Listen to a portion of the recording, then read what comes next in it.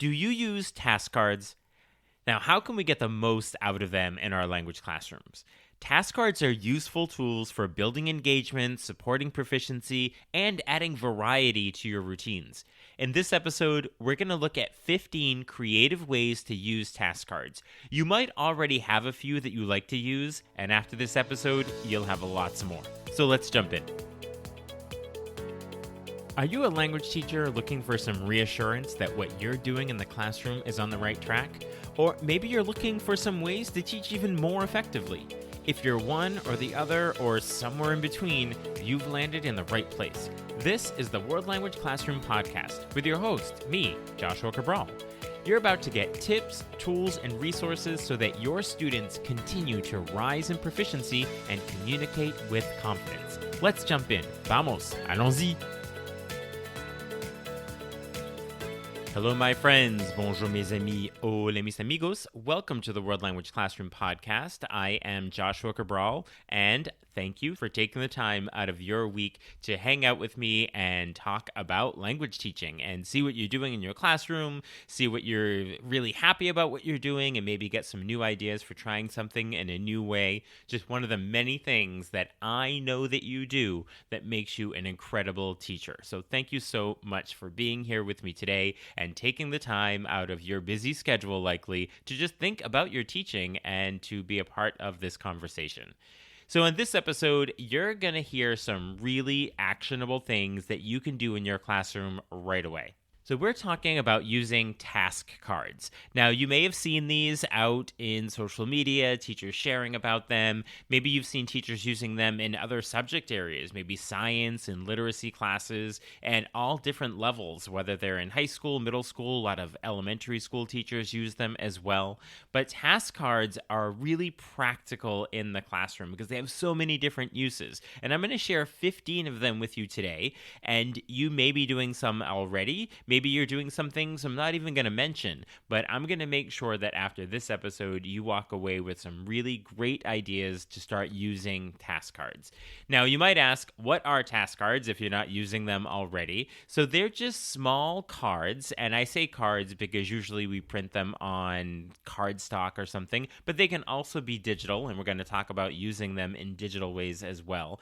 But they're small cards that contain questions or prompts or activities that are related to whatever you're doing in your classroom. This could be something that has to do with vocabulary or particular structure students are working on, cultural topics, maybe even a reading that you're doing. But the idea is they have a rather quick prompt on it, that it might take them a minute, maybe 2 minutes, not more than that, to complete the prompt. Now, they're not writing directly on the card. There's usually an answer sheet where they're going to mark the answers or write the answers that they are coming up with, or showing that they are able to perform the task or complete the prompt on the card. But then the card itself is then used by other students. So they're not writing directly on the card, which means that you can use them again and again for many different purposes. You may want to laminate them. I don't tend to do that. I usually just put them on cardstock. They're a little more stable that way, and then I can just use them year after year or unit after unit, and you can come back to them and have them for all the different activities that we're going to talk about.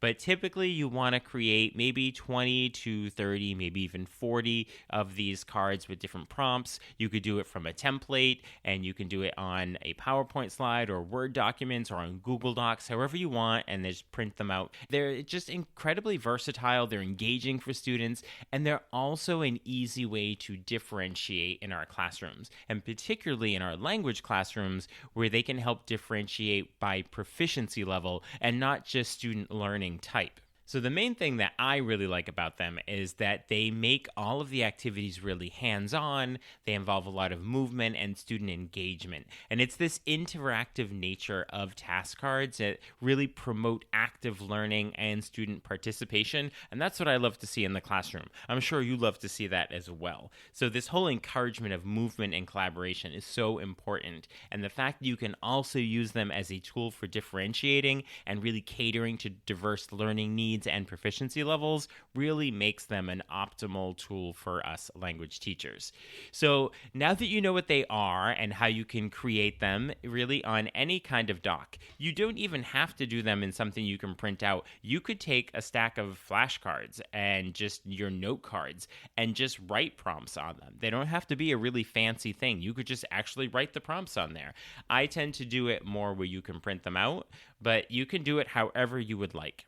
And what's on them is going to depend on what's happening in your classroom. And I also like to have a blog post that goes along with everything that I'm sharing, because after the fact of listening to this, you may not have the opportunity to write down all of these ideas. So if you go to wlclassroom.com/taskcards, so wlclassroom.com/taskcards, or go right to the link in the show notes, you will see that all 15 of these activities I'm talking about are written out for you right there, and you can also get a PDF with all of the ideas right on it. So hear them here, get really excited and motivated to use them, and then you can just go over to the blog post and get them all, but you're probably going to remember a couple right here that you're going to want to try right away.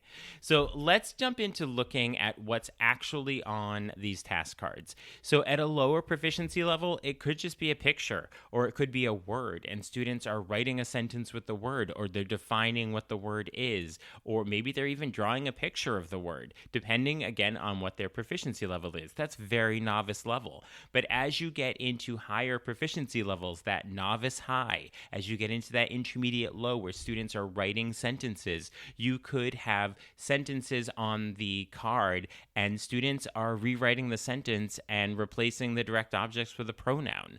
Or you may have a pronoun in the sentence and they write a sentence that has the noun back in the sentence based on something they've been reading. Or you could have a sentence in the present tense and they write it in the past tense or the future tense. Or you put it in the future and they put it in the present. So there are so many different ways that you can have students do this 30-second to 1-minute task on the task card. If you are reading a story, you could have questions about the story. You could have character traits, and then students write down which character you're talking about. There's really limitless possibilities of what the prompts can be, even for very advanced students. If you're going into that intermediate high, even into the advanced low level, you could have quotes on there from something that you've read, or famous quotes that people have said, and they are writing their reactions to what they are. Now, that would be a longer prompt that they be writing, but again, it's the same sort of process. It's just this card where it has a prompt on it, and depending on their proficiency level and what they are doing with the language, you'll have them complete that prompt. Now, at the lower proficiency levels and through the novice level, they may be even quicker. They may be a 20 to 30 second prompt. And as you go up through the proficiency levels, they'll be a little more time. But the idea is you do want to have a stack of these cards. You want to have about 20, 30, 40 of them with all different prompts. And the reason I like to do it digitally, because then you can just sort of cut and paste and change out because you already have the format, and then you can print it out from there. So once you have these task cards, here are the 15 ways that you can use them in the classroom. And most of these I have done pretty regularly. I've actually done all of them, but some of them are my go-tos that I do a little more than the others. But I'm sharing with you the ones that I have used successfully and I have seen many teachers use successfully as well. So the first one is to use them as warm-ups or do-nows. So as students come in the classroom, they can choose 2 or 3 cards. You can hand them out. You can already have them out on their desk. And as they enter the room, they will complete the prompt as a warm-up activity. So you don't have to create a new do-now for the day. You already have these task cards. You can leverage them and have students take one as they're walking in. And this really is going to set the tone for the class and get students engaged from the start. Because when we do do-nows and warm-ups, we don't want it to be a really challenging thing. We want it to be something that students can complete, feel confident in, and that they're motivated to then dive into the day. So you can definitely leverage, if you have these task cards, to use them as your do-nows and your warm-ups. Now, with something like this, students would have an answer sheet and it would be ongoing. So they're not just going to do it for that day, but we'll probably then do it again tomorrow and they're going to get different cards because when you have a set of 40 of them, just mix them up. Tomorrow, they're going to get 2 new cards that they didn't have yesterday. So they have an answer sheet, and then possibly by the end of the week or 2 weeks, if you're using the same task cards, they'll get different ones enough that they're putting the different answers on the answer sheet because I will usually number the cards as well, and then their answer sheet is a bunch of blocks on it and they all have a number in it. So when they get the task card, they write the response on the answer sheet in the block of the same number. And I mean, there are some logistic things that might come up that sometimes they'll say, oh, I had this card yesterday, and I'll look and I just quickly change them out with somebody else. That's usually not too much of a big deal, but using them as warm-ups is a really good idea because you already have them rather than recreating warm-ups every day. And then the second way is to use them for your fast finishers. When you have those students that finish activities early in class, they can be used for them to keep them productive and focused and ensure that all students are continuously challenged and engaged. So if they finish an activity early, you can say, okay, go and get 3 or 4 task cards from the task card deck over there that's on the same topic that we're pretty much working with, and they'll complete those. And if they finish them, they can go and get 4 more. And it's sort of limitless because you have so many in the stack. So as students are finishing early, if you have task cards, it can be one of your go-to activities for those students. So again, you're not creating something new, but you are repurposing materials that you already have in your classroom. So we talked about using the task cards as those warm-ups and do-nows, but you can also use them as an exit ticket. So as students are leaving, you could hand out a card to everyone, and as they leave, at the door, they hand you the card, and they quickly tell you what the answer is. So this is more of a verbal prompt. You could also have them do it written on a little sheet of paper, a little slip of paper that you give them, or a little note card, and they'll write the answer on there and you can check it. But I find that with exit tickets, if I can do it verbally, it gives me a really good sense of where the class is as a whole in the moment and spontaneously, rather than really sitting there and thinking about it and trying to find the answer on a sheet that you gave them or on a website. So this is a really quick, really formative assessment. If you just hand these out to students, they hand it to you back as they're walking out the door. They tell you the prompt, make sure it's something quick, maybe a 5-second prompt because you can't be spending too much time with all the students. Or you could also just hand out 5 or 10 to the class. Not everyone's going to get them. And just say those 5 or 10, when you get an exit slip, you are going to stop at the door, and not everyone's going to do it. And then tomorrow it'll be 10 other students. So if you were looking at this idea of exit tickets and spending even 10 seconds with your entire class at the door, it could take forever and it's going to bottleneck and all that. So just give it to 5 or 10 students so you can get that sense, and just say, every couple of days, I'm going to give task cards to different students. The next way that's been really useful, this is number 4, is to use them for station activities. And this is where you're going to divide the class into groups and set up stations with different task cards on them. And you could have students work collectively with a group of 5 or 6 working on task cards together. Maybe they have 10 to complete. You may do smaller groups with fewer task cards. You can work that however you would like. If you're doing more general stations in your classroom on a topic, don't have task cards as all of your stations, but it's one of the stations where you have 20 task cards at one of your stations, whereas at another one they're reading, another one they're listening, another one they're writing. So use them as one of your stations. Again, you have them, so just repurpose them for using in that activity. And as students rotate through, they'll do the other stations where they're engaging with the language in other ways, but one of them will be working with the task cards. Number 5 is to use them for Scoot, and this is usually the activity that teachers think of when we think of task cards. And this is where you place an individual task card on each desk in your classroom, and you have students rotate and respond to each card. So they have an answer sheet, and as I said, usually my task cards have numbers on them or letters, and then they have a corresponding answer sheet with that number or letter. And so as they go to that desk, they will write the response in the box corresponding to that card, and And the idea is they scoot to the next desk. And so you give them about 20 or 30 seconds, and then you scoot to the next desk. Sometimes you can do it with a bell that rings. I like to do it with music. So when the music plays, you have to scoot to the next desk. And then when it stops and it's silent, that's when you're working on the prompt. And when the music starts again, you keep going. And, usually depending on the proficiency level of your students, you want to make sure that they are able to actually complete the prompt. Because if they're not, and they go to 5 or 6 desks and they're not completing the prompt, they're going to feel really disengaged. They're not going to feel motivated. So just make sure that they are prompts that they can complete in the amount of time you're giving them at each desk if you're playing Scoot. So number 6 is to use these task cards as a differentiation tool, because you can tailor them to the individual student abilities. And if I have a task of usually 36 to 40, I will make sure that they are at different levels of challenge for students. So say the first 7 or 8 are going to be at a phrase level if it is a novice level class. And then the next 10 might be at sentence level. And then as we get into, the 20s and the 30s and the numbers of the task cards, they're going to get more challenging with what they're doing with the language. And as students are engaging in different activities, if you really know the proficiency levels and the abilities of those individual students in your class, you can hand them the cards that are at their level and the ones that are going to push them forward so that they can continue to grow in proficiency. But they're a quick way to differentiate and have students working on the same topic, the same vocabulary, the same structures, the same story, but they're doing different things with it depending on the complexity of the prompt on the task card.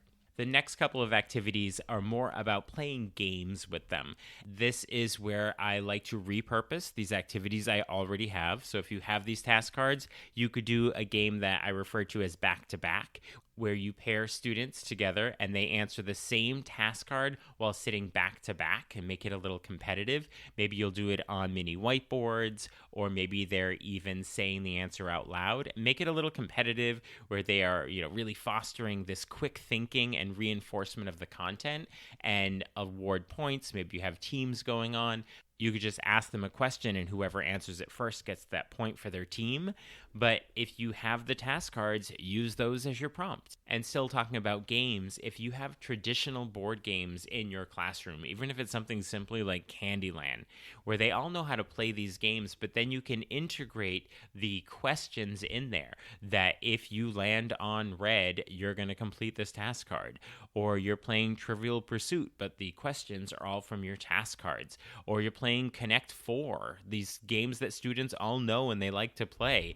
And you can only put a new chip in when you complete a task card. So all these games they like to play, just connect them with the task cards you already have them complete the prompts, either verbally or in writing, and then they can take their turn. Or any games that require questions, just use your task cards as the questions. They are differentiated, and also they're on the topic that you're all studying at that time, and it's engaging and keeps students motivated. And so number 9 is really about quiz games, things like Jeopardy. Anything that you're doing in your classroom that requires questions, use these as your prompts. You can use them and just ask the question that's on there, or you could have students working in small groups where they're having their own set of task cards, where you're having them write an answer. That could be on the mini whiteboards, or they could be writing it on paper, or just verbally giving the answer. But anytime you're doing any sort of activity or game that requires question and answer, just consider using your task cards since you already have them. Another activity that students have really enjoyed is what I call an interactive bulletin board. So what I'll do is I'll take all the task cards and I will put them on a bulletin board. So students will circulate around and look at them. So maybe it's not just one bulletin board, but you have them sort of scattered around.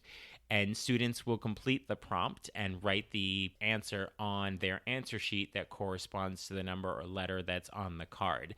But the fact that they're up and moving around and looking at them in different places, they're up on the top, they're down below, it really keeps them engaged, motivated, and it's kinesthetic for them. And then speaking of keeping motivated and engaged, they really enjoy doing a scavenger hunt around the classroom. And so this is where I will hide the task cards around the room or other places in the school where you can bring them and have students go and find them and write the answers. And the first, team, I usually do it in groups of 3 or 4 that come back to you, and you can verify that all of their answers are correct. They find it, they have to complete the prompt, which is the whole idea, but you make it into this game, this scavenger hunt where they're going around looking for them and they're just excited to do it. Number 12 is really leveraging those mini whiteboards. I know my students love to use those. So a lot of times what I'll do is I will project up on the screen the task cards and have students respond on their individual whiteboards. It's a really great formative assessment for me and get some really immediate feedback. But just having them digitally, again, as I mentioned earlier, I like to do them digitally and not just writing them on cards, because this way I can then project them up. And then the whole class can be completing the prompts together. You can have them work in groups of 3 or in pairs or do it individually. But when they're doing that, they're all working on the same task card, which is a little more challenging to do when you have the whole group working with the individual smaller cards. So just project it up and have them all work on it together, go over the answer, and use it as that quick formative assessment. Number 13 is using task cards as a sub-activity and leaving them for your substitute teacher who might be there with you. And this is really going to make sure that your students are learning even in your absence, and they can work individually, they can work in pairs, but you could say by the end of the class, the idea is you have completed all 35 or 40 of the prompts on all of the task cards. So leave the task cards just one deck, maybe 2 or 3 decks if you have a lot of students, and give them the answer sheet. You have them, leverage it, use it as a sub-activity. And then number 14 is more of a logistical way of using task cards, where rather than printing them out and cutting them all up, which is a lot of work the first time, but as long as you have them, you can use them again and again after. So with this, I print out the task cards and hand them out to students. So each sheet has about 6 to 8 task cards on it. So if you do back to back, they'll end up with 2 or 3 sheets each. And so I'll have them put this in their folders or in their binders. And so rather than getting up and looking for individual task cards, so I will tell all students, I want you to complete task card number 19. So they flip through, they find 19. Then I will have them do number 27, or ask students, which one do you want to do today? They have all of the printouts of the task cards in their binders. And if they take good care of them at the end of the unit, you can actually take them back and you can use them for other classes, or don't have them put them in their binders. This is what I do with younger students. I actually keep the handouts in the classroom. They never actually leave, so that when we're doing them, I just hand them out to everyone. They work on the individual task cards in the packet, and then I collect them back. And then the last way, number 15, is using these as assessments. And I have talked about using them as formative assessments, as your exit tickets, or having students write on the mini whiteboards, and you can get a quick check with that. But you can also use them as your summative assessments. This would go for your more advanced students, where they have been working with finding details in a story, or they're reading a short paragraph that might be on a task card. So this is a larger task card, not one of the smaller ones, where they are finding the main idea in a text. So you can use these as your actual assessment in the end, whereas students are completing these various task cards throughout the unit. Then when it comes to the assessment, you can say everybody's going to get a task card, and it's likely one that you have done throughout the unit, and you're going to read it and you're going to write a response to it. And it might not be one that you've seen, but it's very similar. They understand how it's working. So it's really helpful to use them throughout the unit so that students are familiar with them when it comes time to doing that assessment at the end, where they're going to get a random prompt. So there you have the 15 ways for using task cards in your classroom. And be sure to go to wolclassroom.com/task cards, or go right to the link in the show notes where you can get a PDF download of all of these ideas right on it. And you'll also see some images of what task cards can look like that I put in the blog post as well. And I'm sure you have your own ideas. I'd love to hear what they are if you use them in ways that I didn't mention. And it's always great if you can share those out on social media, whether you're on Twitter, X, Instagram. Always tag me, WL Classroom. Throw on a picture of what you're doing with task cards and explanation. Email me and let me know. I'm Joshua at WLClassroom.com. I would love to have this a growing list of possibilities. It's 15 right now, but maybe after this podcast and I hear from you, we'll have it up to 20 or 25. So please do share them out. So while you are checking out the blog post link in the show notes, you'll also see the link to sign up for Talking Points, which is my weekly email newsletter with tips and resources for language teaching. And there are also links to get in touch with me if you'd like to work together. And remember, we can do that in person in your school or remotely. I will talk to you soon. Bye for now. Thank you for listening to the World Language Classroom podcast. Be sure to follow or subscribe wherever you're listening so that you never miss an episode. Let's keep the conversation going on social media. Connect with me on X, aka Twitter, Facebook, and Instagram at WL Classroom. And for even more valuable resources, visit my website, WLClassroom.com, where you'll find over 300 blog posts about language teaching. So stay inspired, keep growing, and continue making a difference in your language classroom.